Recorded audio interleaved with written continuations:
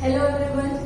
So MCOM semester 1 જેમાં accounting four managers નામનો subject આપણે સ્ટાર્ટ કર્યો હતો એન્ડ અકાઉન્ટિંગ ફોર મેનેજર્સમાં આપણે રેશિયો એનાલિસિસ જૂનો અને જાણીતું જે તમે 12th કોમર્સમાં બી એ જ ચેપ્ટર શીખી ચૂક્યા છો, તમે બીકોમમાં પણ એ જ ચેપ્ટર શીખી ચૂક્યા છો અને હવે એમકોમમાં બેઝિક રેશિયો એનાલિસિસનું એ જ રહેશે. એટલે આપણે એ જ ચેપ્ટરથી શરૂઆત કરી. રેશિયો એનાલિસિસમાં આપણે લાસ્ટ લેક્ચરમાં વાત કરી હતી mainly 4 types of ratios are there, right? Profitability ratios, liquidity ratios, you can say that activity based ratios and leverage ratios. These type of ratios, profitability and liquidity, આપણે લાસ્ટ લેક્ચરમાં જોયા હતા, એના ફોર્મ્યુલાસ પણ આપણે જોયા હતા. આઈ હોપ તમે એના ફોર્મ્યુલાસ યાદ રાખી લીધા છે. આજે નેક્સ્ટ બે ટાઈપના રેશિયોઝ અને એના ફોર્મ્યુલાસથી શરૂઆત કરીએ. સો નેક્સ્ટ ટાઈપ છે લેવરેજ બેઝડ રેશિયોઝ. લેવરેજ એનો મીનિંગ તમને મેં લાસ્ટ લેક્ચરમાં પણ કીધું હતું that leverage means your borrowing capacity, extent to which you can borrow from the market. So in short, leverage based ratio માં તમને outsiders fund versus owners fund નું કમ્પેરિઝન કરવાનું રહેશે કે આજે કોઈ પણ કંપની હોય તો એ બધું જ પોતાનું ઓનર કેપિટલ થી ના ચાલી શકે. Time to time they need to borrow from the market. So leverage ratio એ જ ડિફાઇન કરે છે કે કંપનીમાં ઓનર્સ ફંડ એન્ડ આઉટસાઇડર્સ ફંડનું પ્રમાણ કે રેશિયો કેટલું રહેશે. તો જોઈએ લેવરેજ રેશિયોઝ કયા કયા છે. વેરી ફર્સ્ટ લેવરેજ રેશિયો છે ડેટ ઇક્વિટી રેશિયો. ડેટ જે તમને આઉટસાઇડર્સને પે કરવાનું હોય, right? It can be short term, it can be long term. Debentures, જો તમારા ડેટ ડિબેન્ચર હોલ્ડર્સ અને તમને પે કરવું પડે.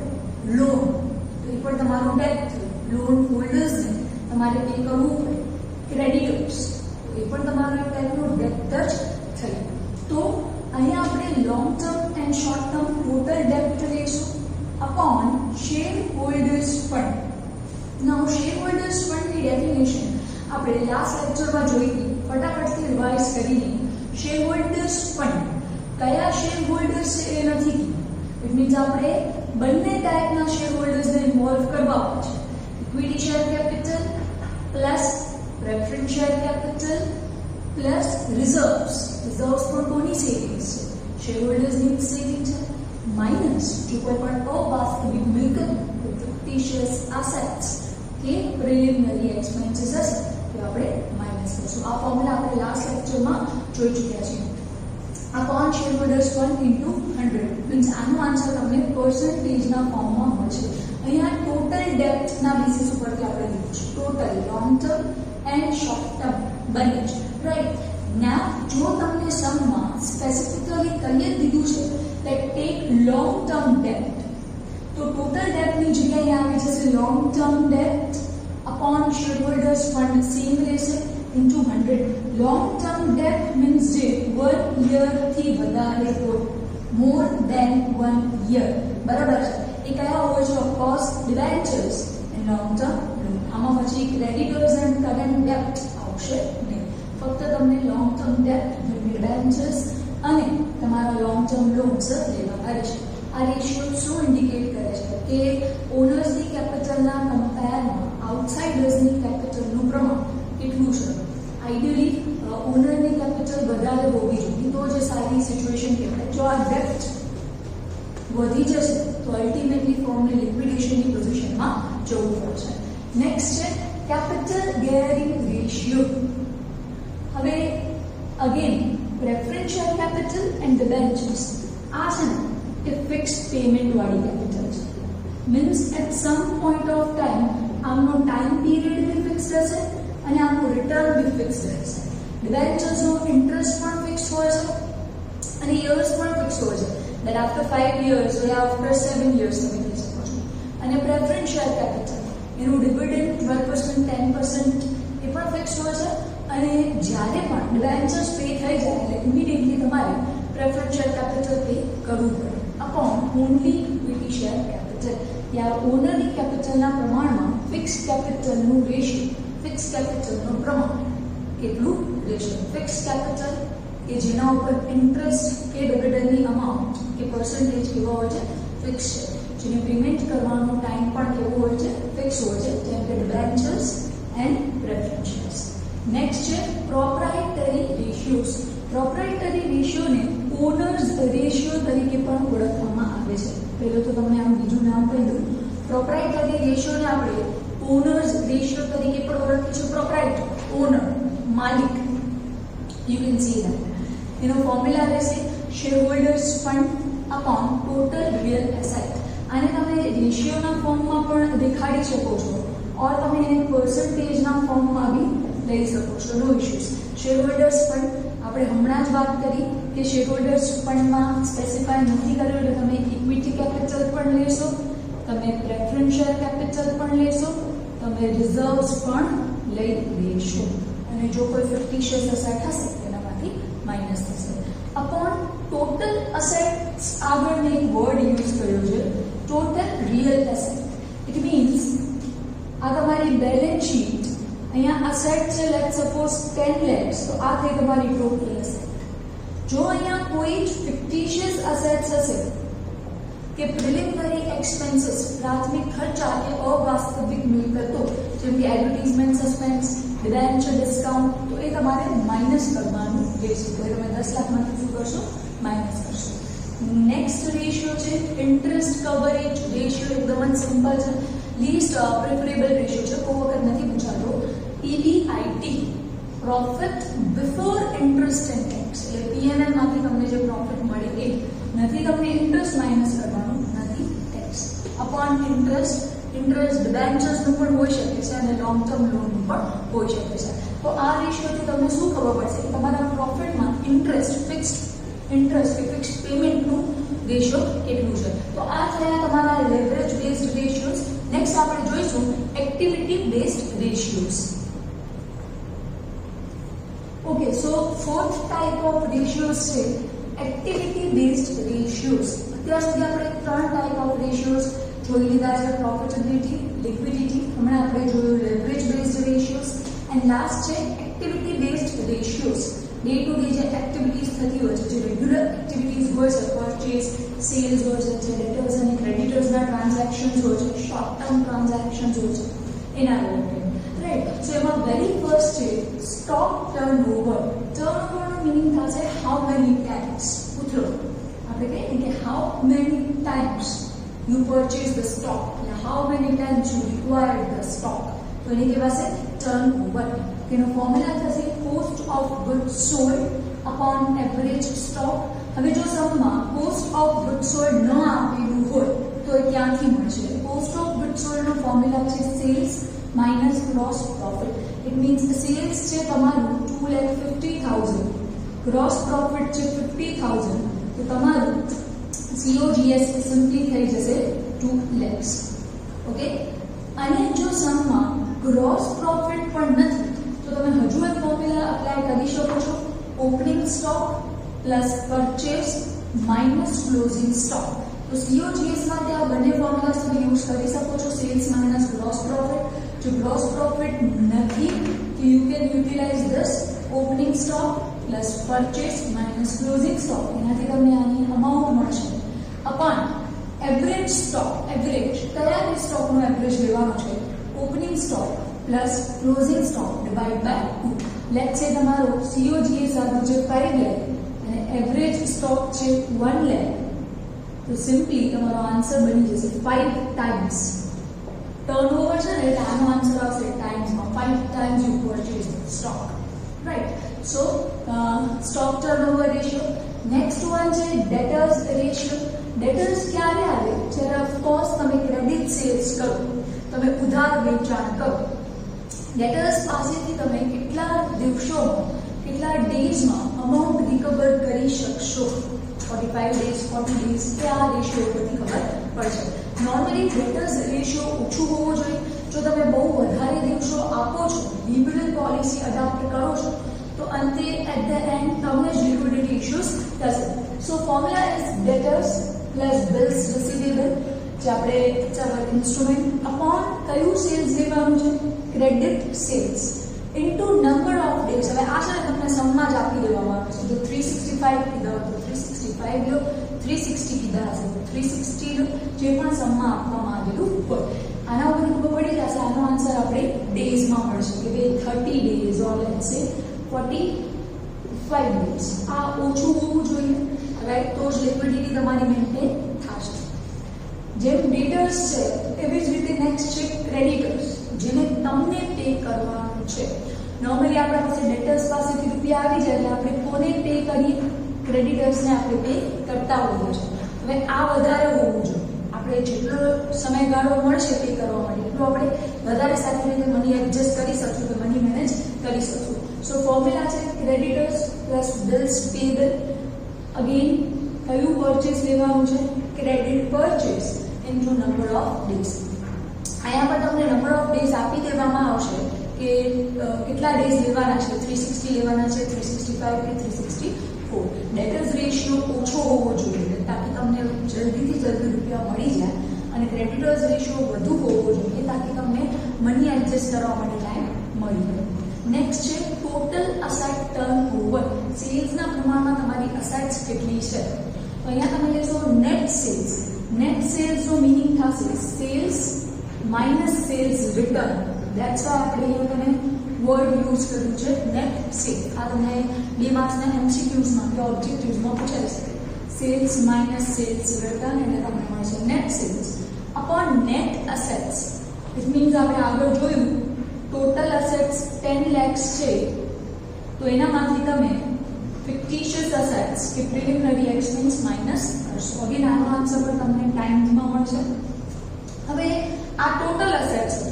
જો સમમાં ફિક્સ્ડ અસેટ કીધું હોય ને તો જો નેટ સેલ્સ સેમ રહેશે.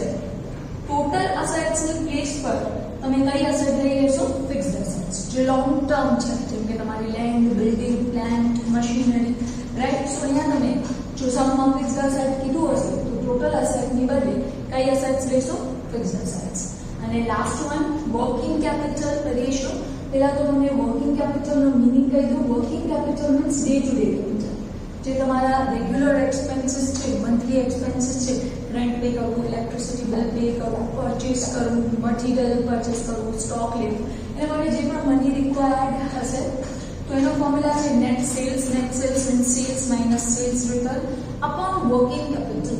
હવે વર્કિંગ કેપિટલનો ફોર્મ્યુલા આપણે લાસ્ટ લેક્ચરમાં જોયો હતો, બટ સ્ટીલ કહી દઉં.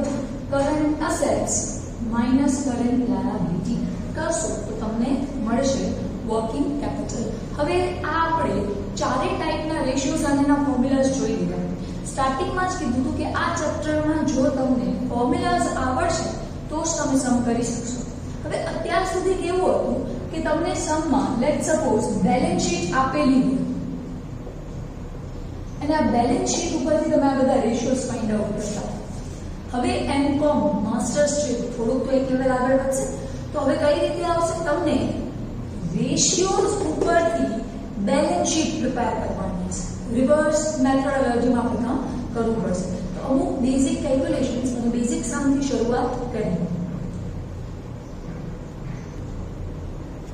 સો આપણે વાત કરીએ કે અત્યાર સુધી શું થતું હતું કે તમને બેલેન્સ શીટ આપી દેવામાં આવતી અને બેલેન્સ શીટ ઉપર લેટ સપોઝ તમને બેલેન્સ શીટ આપેલી છે. અહીંયા હશે તમારી અસેટ્સ, અહીંયા હશે તમારી કેપિટલ એન્ડ લાયબિલિટીઝ. તો તમને શું કરવાનું હતું, બેલેન્સ શીટ ઉપરથી રેશિયોઝ ફાઇન્ડ આઉટ કરવાના. હવે માસ્ટર્સ છે, એઝ આઈ ટોલ્ડ યુ, તમને રેશિયોઝ આપેલા હશે અને એના ઉપરથી બેલેન્સ શીટ બનાવવાની રહેશે. Okay, reverse kind of Sam's આવશે. હવે આજે આપણે ખાલી એક કાઇન્ડ ઓફ ડેમો લઈએ છીએ, સ્મોલ કેલ્ક્યુલેશન્સ લઈએ છીએ, કઈ રીતે આપણે સમ્સમાં વર્કઆઉટ કરી શકીશું. તો એક નાનું એવું આપણે સમ લીધો છે, બેલેન્સ શીટ નથી બનાવવાની, જસ્ટ રિવર્સ કેલ્ક્યુલેશન્સ કેવી રીતે થશે એ આપણે જોયું. હવે તમને સમમાં ખાલી એક જ ઇન્ફોર્મેશન આપેલી છે, sales, one man in the hour.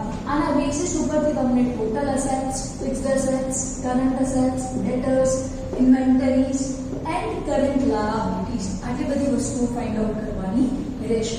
અને પછી તમે એ જે પણ ફિગર્સ આપણે મળશે એને બેલેન્સ શીટમાં મૂકવાનું હોય. એઝ આઈ ટોલ્ડ આપણે કમ્પ્લીટ સમ નથી લેતા, જસ્ટ આજે આપણે જોઈએ છીએ કે રિવર્સ કેલ્ક્યુલેશન્સ કેવી રીતે થશે. રાઈટ, સો સ્ટાર્ટ કરીએ. આપણે આપવામાં આવેલું છે સેલ્સ. પહેલા રેશિયોથી વર્કઆઉટ કરીએ.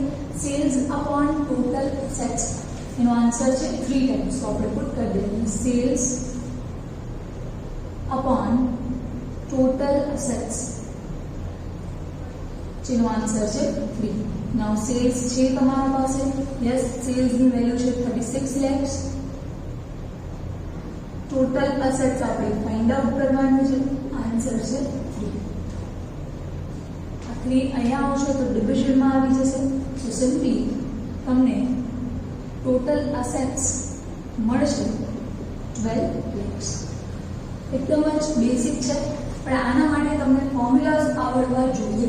આ તો પેલો બેઝિક સમ છે, બેઝિક કેલ્ક્યુલેશન્સ છે, એટલે તમને કહી દીધું છે. ડાયરેક્ટ અહીંયા એસેટ ટર્નઓવર રેશિયો કીધું હોય તો તમને ફોર્મ્યુલા આવડવો જોઈએ. Net sales upon net assets. તો આપણે પેલી વસ્તુ મળી ગઈ છે ટોટલ એસેટ્સ. હવે એસેટ્સમાં પણ બે બાયફર્કેશન હોય, ફિક્સ એન્ડ કરંટ. તો આપણે જોઈએ ફિક્સ્ડ એસેટ માટે તમને શું કહેવામાં આવ્યું છે? Sales upon fixed assets is equals to 5. તો આપણે ફોર્મ્યુલા પુટ કરીએ. સેલ્સ અપોનમાં લેવાનું છે તમારે ફિક્સ્ડ એસેટ્સ. ઓકે, સેલ્સ ની વેલ્યુ છે અગેન આપણા પાસે 36 lakhs. રાઈટ, ફિક્સ્ડ એસેટ્સ આપણે ફાઇન્ડ આઉટ કરવાની છે અને આન્સર છે 5. અગેન આ 5 તમારું આવશે ડિવિઝનમાં. સો તમને ફિક્સ્ડ એસેટ્સ ની વેલ્યુ મળશે સિમ્પલી 7,20,000.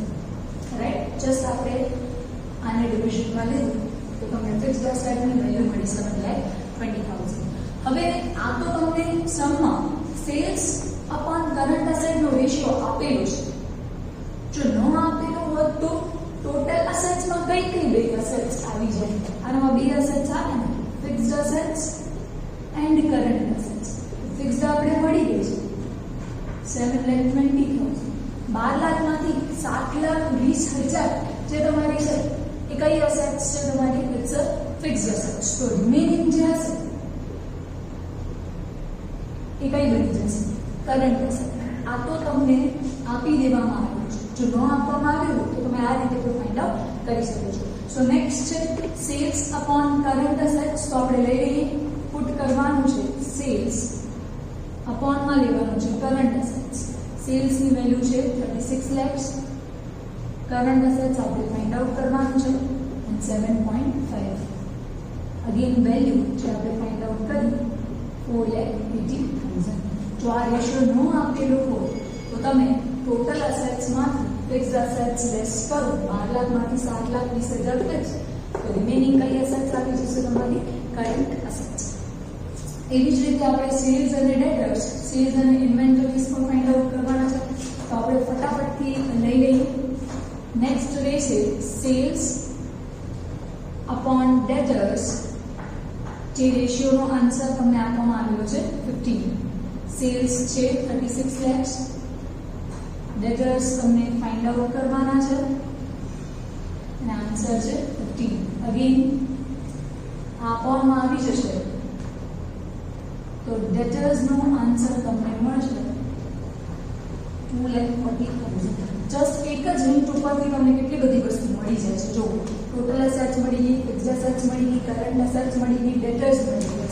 સેમ આપણે ફાઇન્ડ આઉટ કરવાની છે ઇન્વેન્ટરીઝ, સ્ટોક. એની કેલ્ક્યુલેશન પણ આપણે લઈ લઈએ. સેલ્સ અપોન ઇન્વેન્ટરીઝ ક્યુ, એ તમે સ્ટોક ક્યુ. ઓકે, જેનો તમને સેલ્સ અપોન ઇન્વેન્ટરીઝ નો તમને આપવામાં આવેલો છે 20. સેલ્સ છે 36 lakhs. સ્ટોક કે ઇન્વેન્ટરીઝ તમને ફાઇન્ડ આઉટ કરવાનું છે.